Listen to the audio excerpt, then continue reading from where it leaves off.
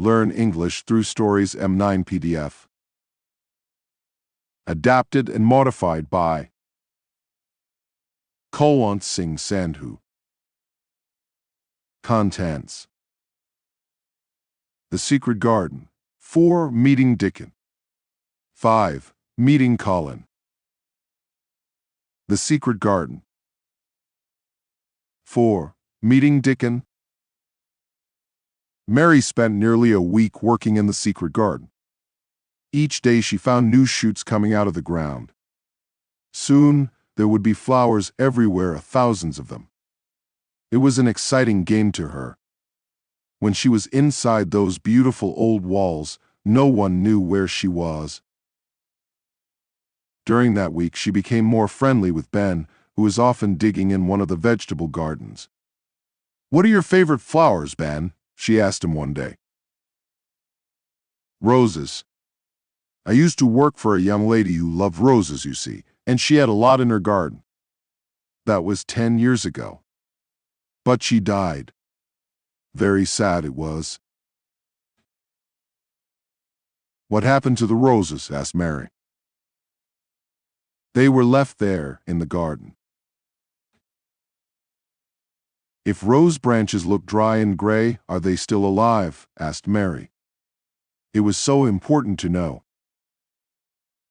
"In the spring they'll show green shoots, and then, but why are you so interested in roses?" he asked. Mary's face went red. "I just wanted to pretend I've got a garden. I haven't got anyone to play with."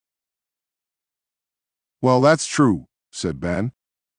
He seemed to feel sorry for her.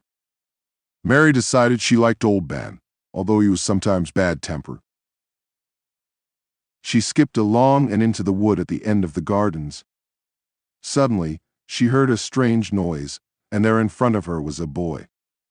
He was sitting under a tree, playing on a wooden pipe. He was about 12, with a healthy red face and bright blue eyes. There was a squirrel and a crow in the tree, and 2 rabbits sitting on the grass near him. "They're listening to the music," thought Mary. "I mustn't frighten them." She stood very still. The boy stopped playing. "That's right," he said. "Animals don't like it if you move suddenly. I'm Dickon, and you must be Miss Mary. I've brought you the spade and the seeds." He spoke in an easy, friendly way. Mary liked him at once. As they were looking at the seed packets together, the robin hopped on to a branch near them. Dickon listened carefully to the robin's song. "He's saying he's your friend," he told Mary. "Really? Oh, I am pleased he likes me. Can you understand everything that birds say?" "I think I do, and they think I do. I've lived on the moor with them for so long. Sometimes I think I am a bird or an animal, not a boy at all." His smile was the widest she had ever seen. He explained how to plant the seeds. Suddenly he said, "I can help you plant them. Where's your garden?" Mary went red, then white. She had never thought of this. What was she going to say? "Could you keep a secret?" "It's a great secret. If anyone discovers it, I'll die." "I keep secrets for all the wild birds and animals on the moor. So I can keep yours too," he replied. "I've stolen a garden," she said very fast. "Nobody goes into it, nobody wants it, I love it, and nobody takes care of it, they're letting it die." And she threw her arms over her face and started crying. "Don't cry," said Dickon gently. "Where is it?" "Come with me and I'll show you," said Miss Mary. They went to the secret garden and entered it together. Dickon walked round, looking at everything. "Martha told me about this place, but I never thought I'd see it," he said. "It's wonderful." "What about the roses?" asked Mary worriedly. "Are they still alive? What do you think?" Look at these shoots on the branches. Most of them are alive all right. He took out his knife and cut away some of the dead wood from the rose trees. Mary showed him the work she had done in the garden, and they talked as they cut and cleared. "Dickon," said Mary suddenly, "I like you. I never thought I'd like as many as 5 people." "Only 5, laughed Dickon. He did look funny when he laughed, thought Mary. "Yes, your mother, Martha, the robin, Ben, and you." Then she asked him a question in Yorkshire dialect, because that was his language. "Dost thou like me?" was her question. "Of course. I likes thee wonderful," replied Dickon, a big smile on his round face. Mary had never been so happy. When she went back to the house for her lunch, she told Martha about Dickon's visit. "I've got news for you too," said Martha. "M.R. Craven's come home and wants to see you. He's going away again tomorrow for several months." "Oh," said Mary. That was good news. She would have all summer in the secret garden before he came back. But she must be careful. He mustn't guess her secret now. Just then Mrs. Medlock arrived in her best black dress to take Mary down to Mr. Craven's room. Mary's uncle had black hair with some white in it and high, crooked shoulders. His face was not ugly, but very sad. During their conversation, he watched her in a worried way. Perhaps he was thinking of other things at the same time. He looked at the thin child. "Are you well?" he asked. Mary tried to keep her voice calm as she replied, "I'm getting stronger and healthier." "What do you want to do in this big empty house?" I just want to play outside. I enjoy that." "Yes, Martha's mother, Susan Sowerby, spoke to me the other day. She's a sensible woman, and she said you needed fresh air." "But where do you play?" "Everywhere. I just skip and run and look for green shoots. I don't damage anything." "Don't look so frightened. Of course, a child like you couldn't damage anything. Play where you like. Is there anything that you want?" Mary came a step nearer to him, and her voice shook a little as she spoke. Could I have a bit of garden?" Mr. Craven looked very surprised. "To plant seeds in, to make them come alive." Mary went on bravely. "It was too hot in India, so I was always ill and tired there, but here it's different. I love the garden." He passed a hand quickly over his eyes. Then he looked kindly at Mary.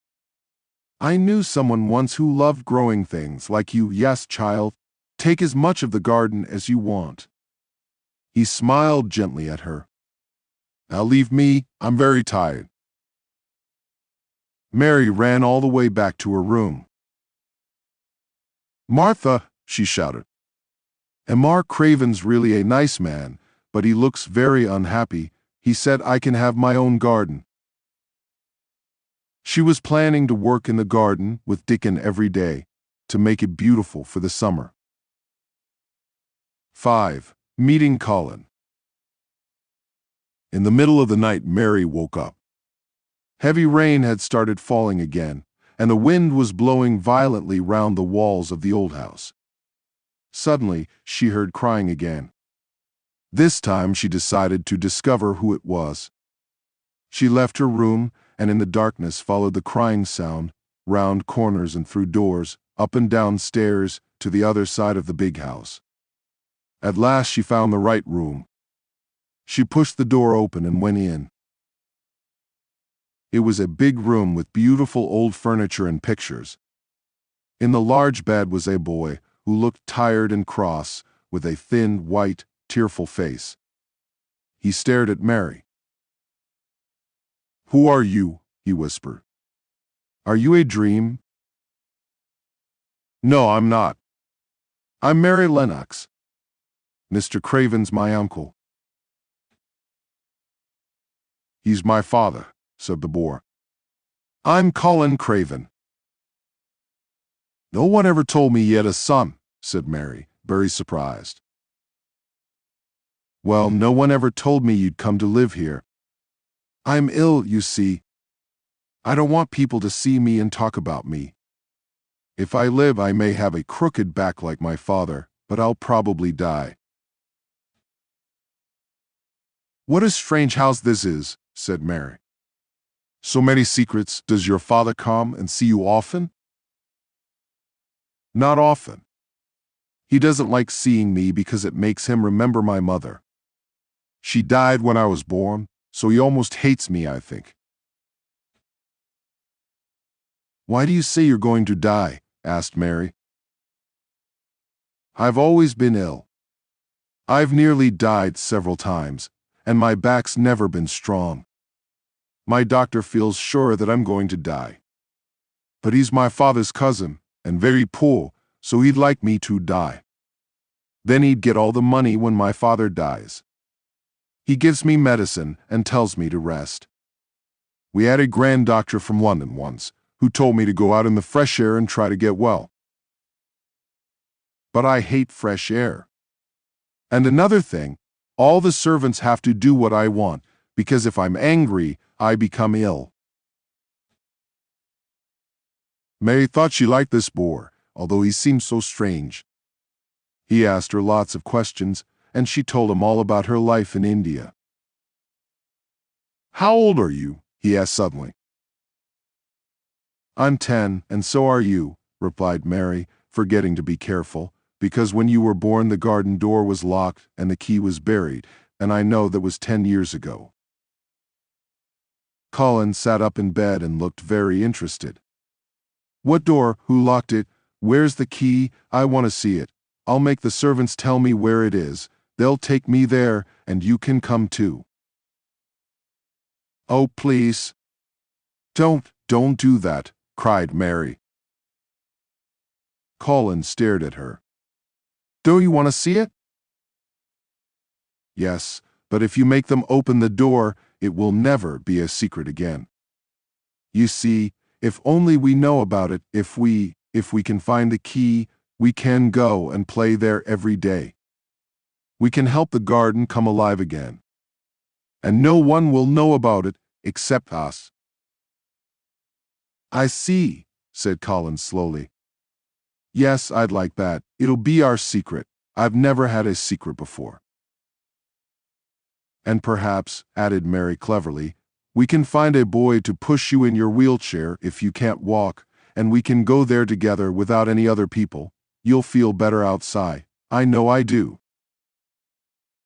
I'd like that, he said dreamily. I think I'd like fresh air in a secret garden. Then Mary told him about the moor, and Dickon and Ben Weatherstaff and the robin, and Colin listened to it all with great interest. He began to smile and look much happier. I like having you here, he said. You must come and see me every day, but I'm tired now. I'll sing you a song. My servant Kamala used to do that in India, said Mary, and very soon Colin was asleep. The next afternoon Mary visited Colin again, and he seemed very pleased to see her. He had sent his nurse away and had told nobody about Mary's visit. Mary had not told anybody either. They read some of his books together and told each other stories. They were enjoying themselves and laughing loudly, when suddenly the door opened. Dr. Craven and Mrs. Medlock came in. They almost fell over in surprise. What's happening here? Asked Dr. Craven. Colin sat up straight. To Mary he looked just like an Indian prince. This is my cousin, Mary Lennox, he said calmly. I like her. She must visit me often. Oh, I'm sorry, sir, said poor Mrs. Medlock to the doctor. I don't know how she discovered him. I told the servants to keep it a secret. "Don't be stupid, Medlock," said the Indian prince coldly. "Nobody told her. She heard me crying and found me herself. Bring our tea up now."